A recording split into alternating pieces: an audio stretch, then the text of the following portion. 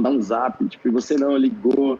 Falou, cara, eu tinha certeza que você ia chegar aí, para mim não é surpresa. E falou tudo aquilo que foi, assim, fantástico, e até hoje isso me marcou bem e me deixou muito feliz até então. Só que hoje a gente vai falar um pouco de emagrecimento. Eu queria muito ouvir tua voz, né?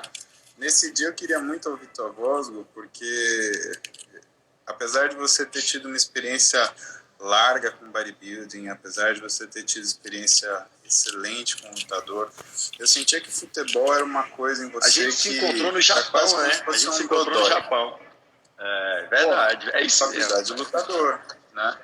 E assim, a gente se encontrou sem saber um do outro, né? Olhamos no hotel e falei, caralho, você tá aqui? E assim, você tem a experiência nesses esportes que às vezes é mais fácil você ter um profissional acompanhando, né? Porque você lida com uma pessoa por vez, né? Você não tem um protocolo para agir, você tem muito pouca política do ponto de vista de relacionamento que você tem que estimular. E lidar com o esporte de equipe, principalmente quando existe uma cobrança tão grande assim, não é nada fácil. E eu sentia que isso era um dodóizinho em você. Então eu queria te ligar porque eu precisava escutar o tom da sua voz, para saber se você estava feliz de verdade, porque eu sabia que era uma coisa que você desejava muito. Certeza. Pô, que bom. E foi top, foi marcante mesmo. Mas vamos falar um pouco a respeito de emagrecimento. Na verdade, eu no protocolo conversa com você nunca, não fiz lista de perguntas, não fiz nada. Minha cunhada estava até aqui hoje falando assim, nossa, melhor. Eu falei, a gente vai conversar, eu e ele não tem esse problema não. E aí o que eu pensei, foi logo para a gente abrir o papo, é assim, por que ainda é tão divergente a atuação médica sobre o emagrecimento? Porque ainda dói tanto ver tantas ações de profissionais competentes que estudaram 5 anos, fizeram residência de 2, 3 anos, se especializaram. E por que ainda se permitem a medicar, a tratar a obesidade como um problema tão clínico, tão medicamentoso, tão cheio de produto, tão cheio de coisa e com menos conversa, com menos afago, com menos carinho? Diferente do nutricionista que sai da faculdade já orientado para fazer uma terapia, né, que ele acolhe o paciente para conseguir fazer o que ele precisa, que é baixar o volume calórico, né, o médico sai com muita dúvida, sabe, Gustavo? E assim, a ignorância do médico em relação aos conhecimentos de nutrição, porque a gente tem muito pouca nutrição na graduação, muito pouca mesmo, é uma noção, sabe? Faz com que uma coisa que na medicina é muito clássico e que é o que faz, por exemplo, 2 médicos muito bons às vezes divergirem completamente na forma de tratamento. Forma, tá? Não no resultado final, mas na forma. Que é a estrutura rizomática do conhecimento. Então, pelo menos quando eu percebo 2 nutricionistas bem formados, você não vê distinção de opinião. Temos que fazer uma dieta hipocalórica. O que você começa a ver em relação ao método de trabalho desses 2 hipotéticos nutricionistas muito bem formados?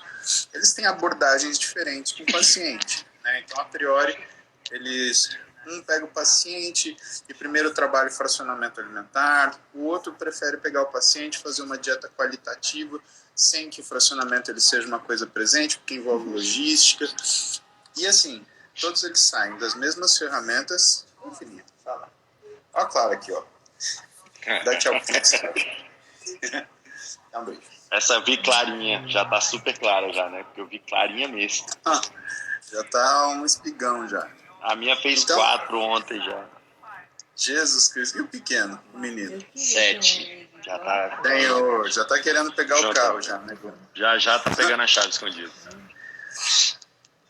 Então eu estava te contando, né? O nutricionista, ele já tem na cabeça dele, bom, preciso fazer uma dieta hipocalórica. E assim, a forma de trabalho dele faz com que ele consiga desenvolver muito bem. Se a opção dele é começar com uma dieta qualitativa, ou se a opção dele é começar com um fracionamento alimentar, ou se a opção dele é começar com nenhum dos dois, a fazer exercícios de percepção de saciedade, né?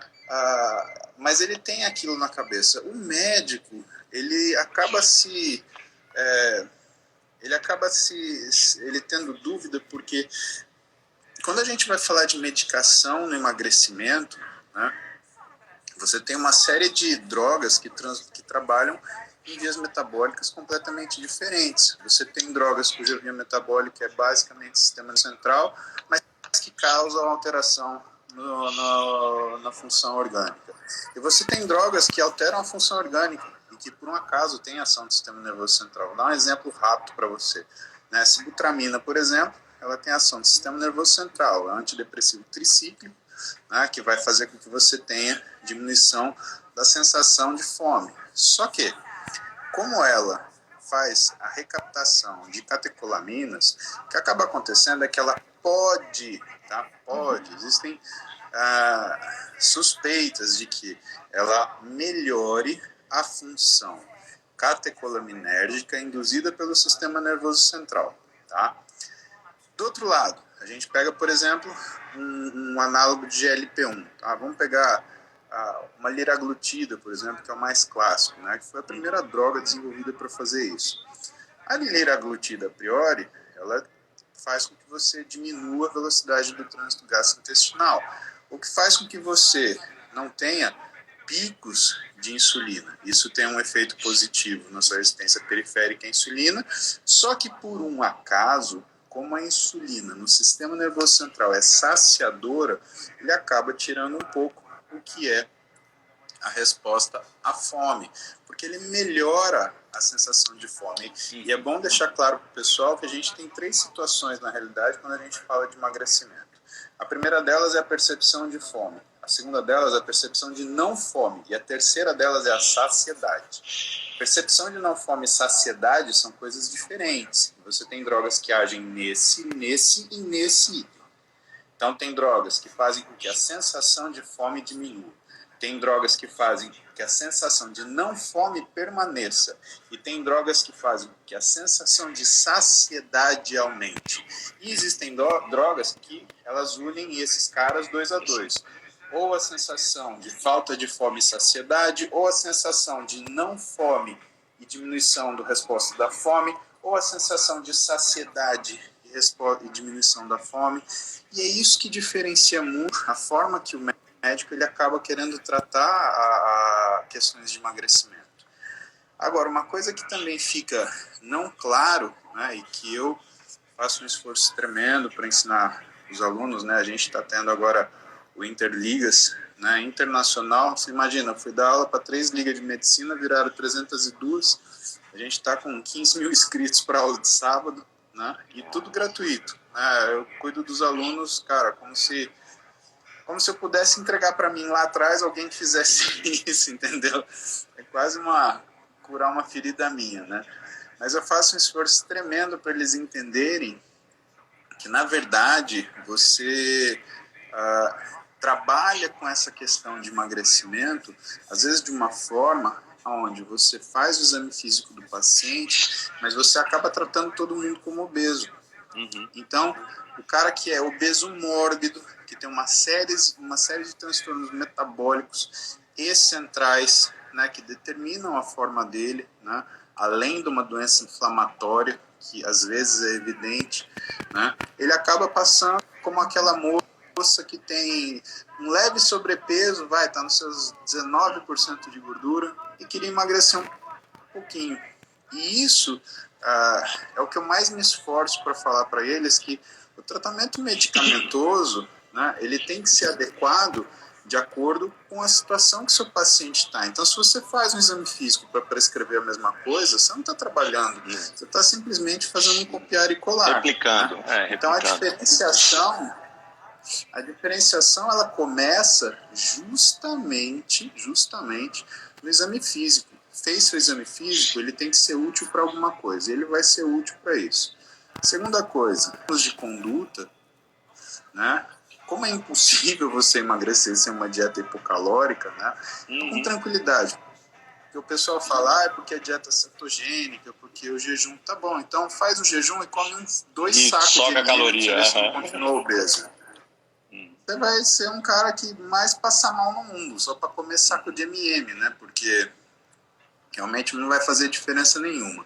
E todas essas dietas da moda, elas fazem de uma forma a criar uma situação hipocalórica, E que, no final, não tem grandes variações metabólicas do que você é capaz de fazer, né? Tem algumas variações sim, né? O jejum, por exemplo, causa algumas, né? A dieta cetogênica outras. Agora, quando a gente parte para a ação e você olha a sua experiência, você percebe que o que está descrito na literatura é real. Se você opta por ser o médico que recomenda para o paciente dieta cetogênica, tá? E entrega uma dieta qualitativa para ele cetogênica de gaveta, você vai ter que lidar com 16% dos seus pacientes ao ano vão desenvolver hipotireoidismo. Agora, se você é um médico que lida exclusivamente com jejum, você vai ter que lidar com uma boa parcela desses pacientes, fazendo logo nas primeiras 3 semanas de tratamento uma coisa chamada metabolic shift, e que começa pela variação da função de tireoide, que para de responder aos estímulos normais. E nessa situação, mesmo que você volte atrás e que você libere o paciente para se alimentar da forma que ele se alimentava, o que vai acontecer é que, por mais que ele baixe os níveis de T3 reverso, que é como se fosse um freio de mão no metabolismo, ele não consiga elevar os níveis de T3 livre. Isso é muito complicado quando você faz repetidamente esse erro. Por quê? Porque repetidamente você vai cutucar sua tireoide, você vai provocar uma piora metabólica. E eu gosto muito de estudar metabolismo e fisiologia tiroidiana, porque de todos os hormônios que a gente produz, é o que responde mais rápido, tá? Qualquer coisa que você faça, o hormônio esteroide, por exemplo, às vezes demora semanas para se pronunciar, algumas coisas ele demora anos, tá? Agora, quando a gente passa, por exemplo, para a função tiroidiana, ela muda em minutos. A presença do exercício, a ausência do exercício para quem treina e que nessa época de quarentena está se lascando, né? Então, esse fechamento de academia, né, que eu particularmente discordo, né? Não faz sentido se abrir shopping center para o pessoal comprar presente para o Dia dos Namorados, né, e deixar a academia fechada. E não criar, um